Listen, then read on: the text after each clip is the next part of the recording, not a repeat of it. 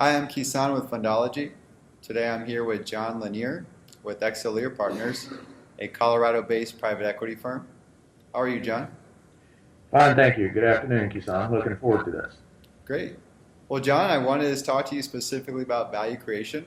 You got a strong background. You've worked with over 100 portfolio companies and implementing various value creation strategies. And I wanted to see if you can start off with just a general overview of your approach. Sure.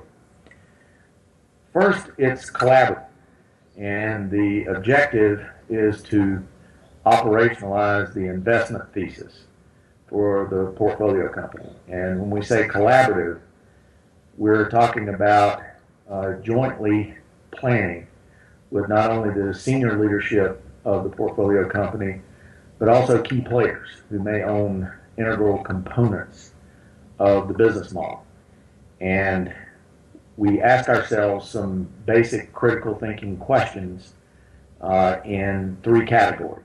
First of all, there is a goal that we're trying to achieve, and a generic one relative to private equity would come out something like 3x in three, that you want to triple the EBITDA in 3 years. That's about an 80-20 slogan in our industry.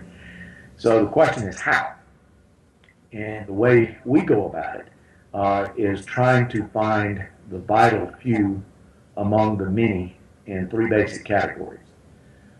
Some may be obvious, some not so much. And the most obvious one will be growth. How do you do that? That has two subsets. There is an organic piece, and of course, there typically is an acquisitive piece. So, with respect to organic, we would like to look at it relative to target markets that might be receptive to our existing or a more finely tuned unique value proposition. With respect to acquisitions, we'd be looking for a strike zone. What constitutes a good fit? And as a consultant, before joining the firm here as a partner, from my perspective, it was interesting that the good fit criteria of a firm might not be the good fit criteria of the portfolio company. So it begs some reconciliation, and that was among the many interesting little discoveries I made in my consulting practice. So that's one of three. So one down, two to go. The second one would be an efficiency category, which is fundamentally how do we keep up with the growth without having any degradation in service quality. And there are many principles that can come into play there, but we're looking for not only efficient processes, we're looking for scalable, robustly scalable, to borrow from the engineers. Something that's capable, if you think of this in terms of an engine metaphor, when you stomp the accelerator, you peel rubber instead of blowing your engine. So again, that's collaborative. How do we work with people most familiar with the business model to find out those things that matter to customers versus those things that we wish we didn't have to do because we don't know why we do them. So in the efficiency realm, we would draw upon principles like process reengineering, Six Sigma, lean manufacturing.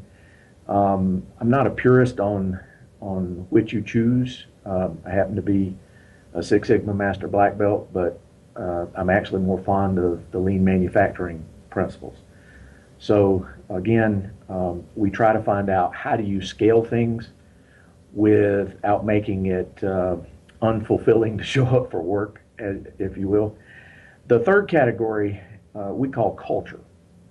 And to borrow from a Collins type mantra, it's making sure that the right people are in the right seats on the bus at the right time with the right information, the right span of control, the right incentive package. Because our belief is the easiest way to make money is to have the right people positioned correctly to do their thing, if you will. So to repeat and summarize that, it's growth, efficiency, and culture. Could you chime in a little bit about the compensation or composition of the teams Which teams? The firm team or the portfolio company team? I guess for both of them, if you can kind of contrast on the key players involved within the company and within the PE firm, and if there's any other external people involved as well. Oh, I think you've asked three questions, so let me take a shot at these three ways. Within a PE firm, very commonly you have a senior, a mid-level, and a junior investment professional representing the firm. So that's like an MD, a principal, and an associate kind of configuration. In the portfolio company, I assume you're juxtaposing that question against the value creation model that we just described. Is that correct? That's correct. Okay.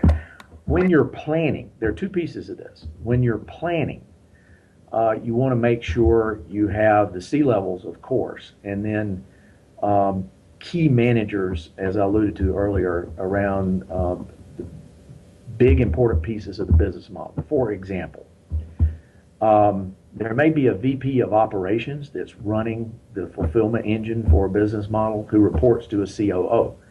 Well, in our particular approach, we would very likely include the VP of Ops because he or she would have better perspective on how things actually work when you get down to how you process and fulfill an order. So that is basically the configuration for how you would plan. After you plan, there may be new faces to emerge, and it looks something like this. Depending on your vital few deliverables, and let's go back to the efficiency example that whereby I mentioned lean manufacturing. Private equity firms support their portfolio companies operationally in numerous ways. These are the big three models that I'm familiar with that I'll mention to you. In some instances, they have operating partners. And this would be very common in situations firms because of the nature of the beast. But many private equity firms have operating partners who help the execution phase, if you will, of what we just planned. How do I implement lean manufacturing? And it could be that the firm has operating partners who are trained in lean. Okay, so that's one model. We have it, we'll support you with inside resources, or let's call that insourcing. Another model would be that no, we don't have those inside resources, but we will vet it externally. And the deal teams may own that. They're the investment teams, whichever you prefer. They may own that and find that resource for the portfolio company. Sometimes the portfolio companies may say, I'd prefer you give me three options just so I can choose what seems to be the best fit. A lot of PE firms would do that, no problem, because the cultural side, again, can be just as important as the technical side. Third option, and I think this is an emerging one, and it's actually where we are at Excellere right now, is according to the Adam Smith principles of specialization, there comes a dynamic, a point in time where it may be wiser to have a full-time inside person manage these external relationships and or vet them preemptively in terms of anticipated need. So in that model, there is a person, and in our firm it's now me. In that model, we continually vet resources in anticipation of things, and most firms have an 80-20 of stuff that they consider chronic post-close value creation deliverables. So why not go ahead and have those resources already identified so you don't have to start vetting. You can say, okay, we already have a primary and a backup, and interview them, tell us which one you like the most. And if you don't have that resource, then the person responsible for managing that bullpen, if you will, of subject matter experts, it's that person's responsibility, and in my case, it's my responsibility to go find that extra resource because it is in a category we simply have not encountered before. Great.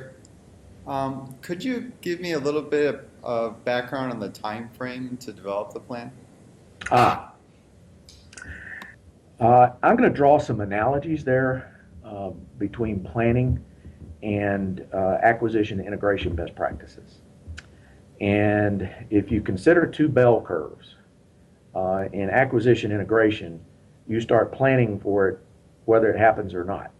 So that as the diligence piece is starting to go with a negative slope, the integration piece is starting to come up with a positive slope. So that is to say, it's worth preparing even if there's no consummation.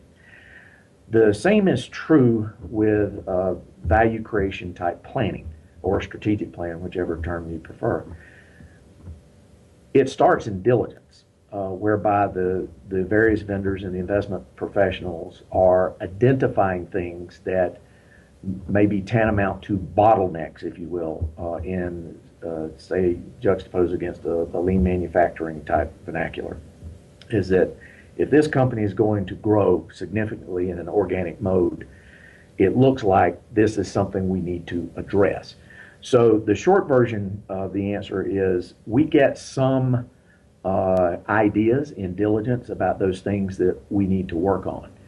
But a funny thing happens, going back to one of your first questions, a funny thing happens in the planning rigor when you invite the quote right people end quote into this conclave for planning to find the vital few. Relative to the diligence, you of course validate some of your diligence as being completely accurate. In another instance, you may clarify it, and it may be, oh, we knew most of that point, but we didn't know all of that point. So you're benefiting from the tribal knowledge of the people who are invited to the conclave. The third and fourth scenarios are very, very interesting. It could be, and this is pretty common, excuse me, that from the perspective of those who live the business model every day, a certain nugget gleaned in due diligence is just outright refuted. No, that's just not right. And of course, it begs some discussion for understanding and clarification and enlightenment relative to planning, because you can't indulge false assumptions on stuff. And then the fourth one is an outright whiff, that it didn't get picked up, nobody noticed it, but it's material to value creation. And those last two scenarios that I pointed out, refutation or a total miss, that alone make the planning process worthwhile. There are some other noteworthy aspects of the planning ritual or endeavor. If you think about it in terms of change management, and the Almighty wired all of us to hate change. In fact, I think it's a Peter Senge quote that I'm particularly fond of, and this is paraphrased, if not exact. We don't mind change, we mind being changed. And change is always good for the other guy, but for it to be embraced and promoted by us on an individual level, we have to understand the WIFM, an acronym that stands for what's in it for me. And by virtue of participation in this type of planning rigor, not only do you get a better deliverable, because all of us are smarter than any of us. That's another quote that to whom I do not know who it should be attributed.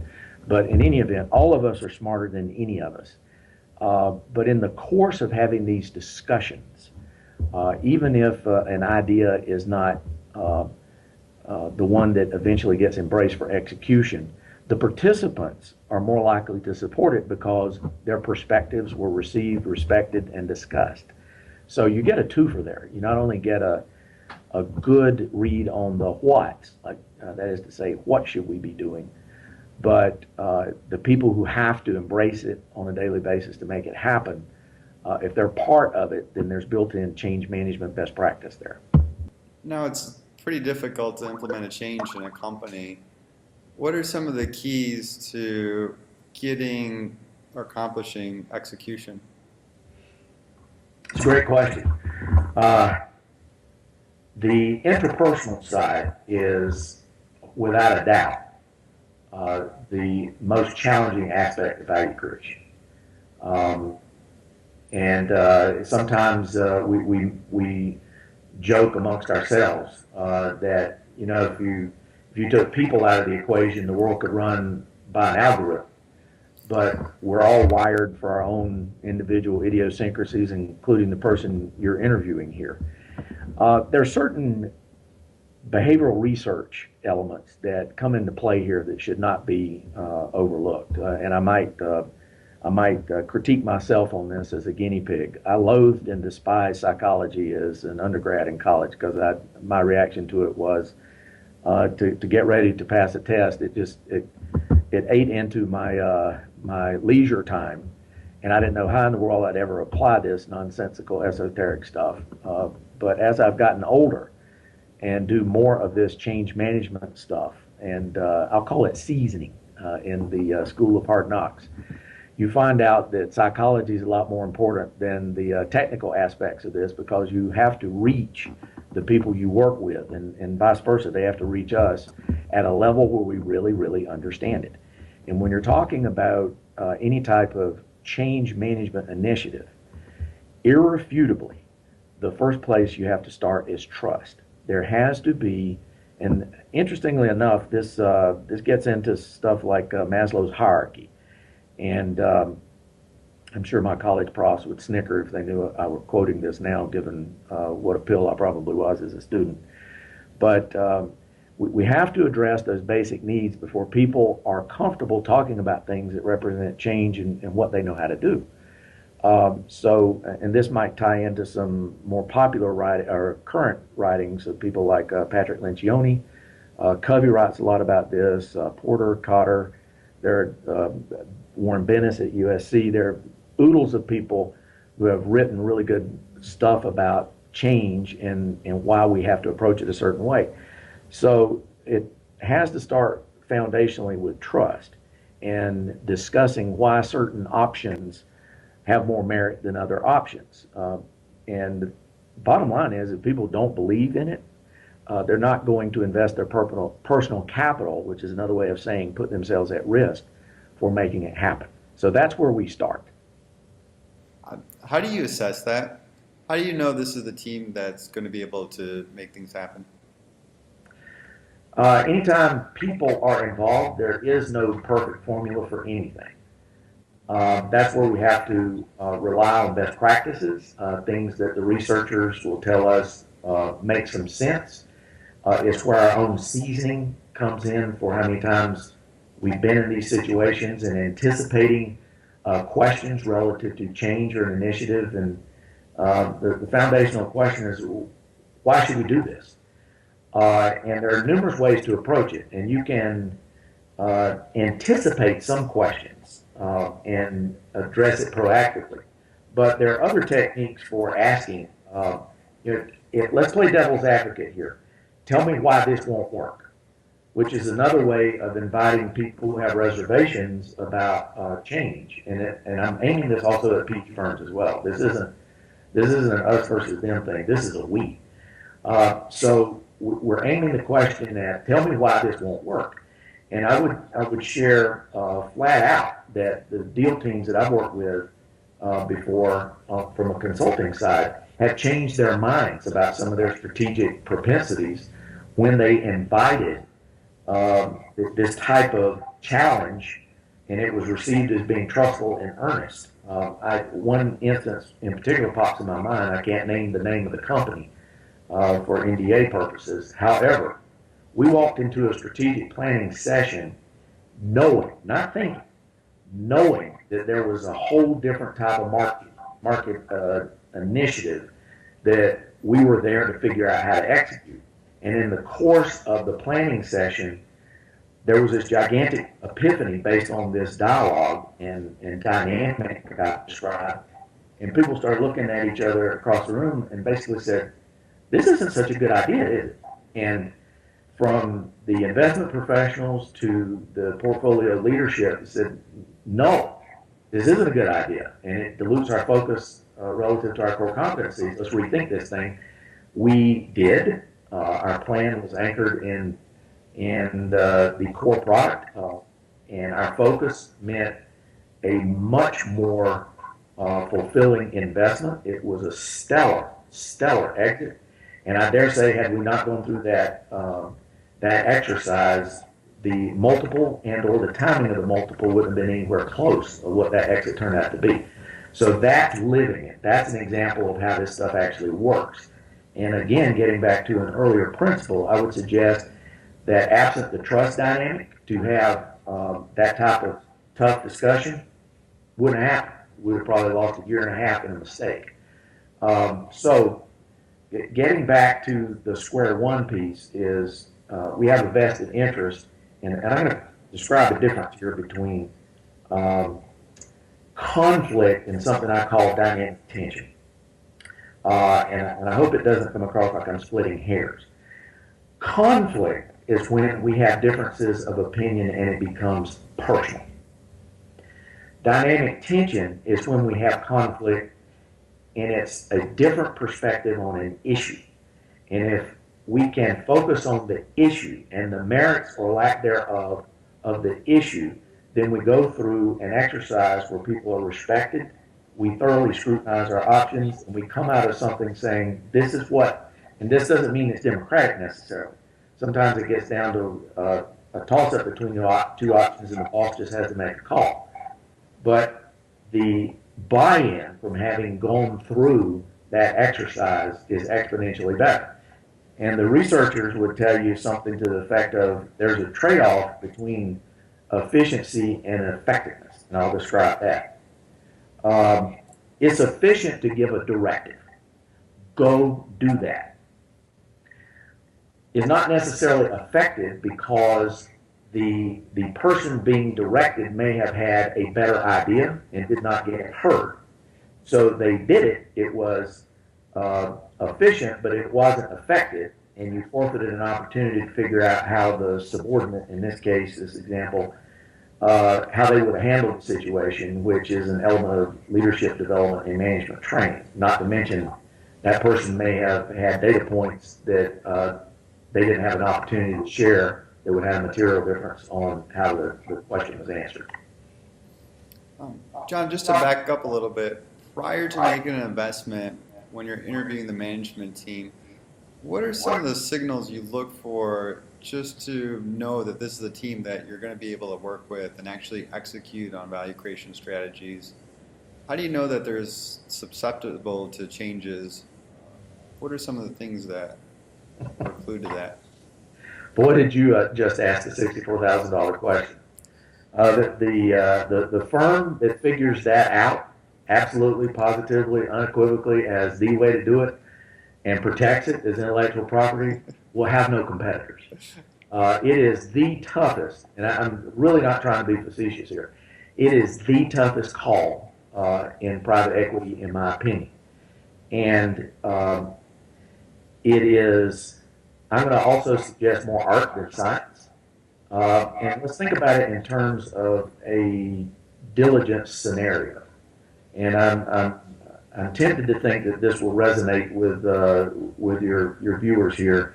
Is how many times have we felt like somebody was being that we had access denied to somebody that was material to us understanding something about the business model? That's how this stuff sort of manifests. So I would say, and I also am aware and sympathetic to the deleterious impact of trying to platoon a behavioral psychologist into the mix here, because that would probably go over like a lead balloon. So as investment professionals and the vendors who represent us, I think we have to do a better job of recognizing the interpersonal dynamic relative to the information that the letter of intent otherwise makes accessible. And I'll give you an example of what I'm talking about. Let's say that you wanted to understand something about their manufacturing process, and you asked for an audience with the manager, just to see. You might even know who the manager is. So as simple as that request may be, think about how it might be set up. So I'm going to walk you through some quick possibilities. Your best one is the CEO saying, sure, have access. You need a room, what do you want to do? No, I'd just like to visit with a person. Great. They're down the hall on the right. Take all the time you need. I've already told everybody to be completely transparent. That's a great scenario. Now let's peel it back a little bit. Let's say that there's another scenario where the CEO wasn't quite as humble and said, sure, we'll have access, but you got to be chaperoned. And imagine yourself in a room where you ask a question for the person who you think should know the answer, but the first thing they do is look for eye contact with the boss to see if it's okay to answer the question, or if the boss answers the question for them. Well, that starts to tell you something about the interpersonal dynamic there. And then let's take it all the way to the end of that spectrum where the CEO says, nah, I'm just not comfortable with you talking to that person in any way, shape, or form. Give me a list of what you need, and I'll get the information for you. So contextually, it's not necessarily bad or good. You just need to understand the dynamic as it plays, because one of the biggest obstacles that we encounter, all of our industry encounters as our lower middle market companies scale and get big, is basically that which got us here won't necessarily get us there. And if you have a highly interactive and immersed founding entrepreneur in a business model who is not comfortable delegating, it's quite plausible to anticipate that they will run out of bandwidth. And then what? There are only so many hours in a day, so many days in a week, so many weeks in a month, et cetera, et cetera. The quicker we can understand those, and you remember I mentioned bottleneck earlier, you can also have a leadership bottleneck. And the earlier that you get a read on this so that you can start planning in anticipation to help the CEO reach a level of comfort about changes necessary to be a much bigger company, the better off you are. So you can look at it in terms of, you remember the integration bell curves that I drew in overlap. Now you start to see, hopefully, what I was trying to paint a picture for is that you try to observe, anticipate, and analyze well in advance variable or scenarios so that you have a predisposed support reaction if and when you encounter them, which at a bare minimum will save you 90 days. Realistically, it's more like a year. Wow. Great, John. I need to continue this interview because I want to dive a little bit deeper about your actual principles and your value creation strategies. Sure. So I want to thank you for your time today. My pleasure. And I look forward to continue our dialogue and learning more. Very good. Thank You have a great day. Enjoy it.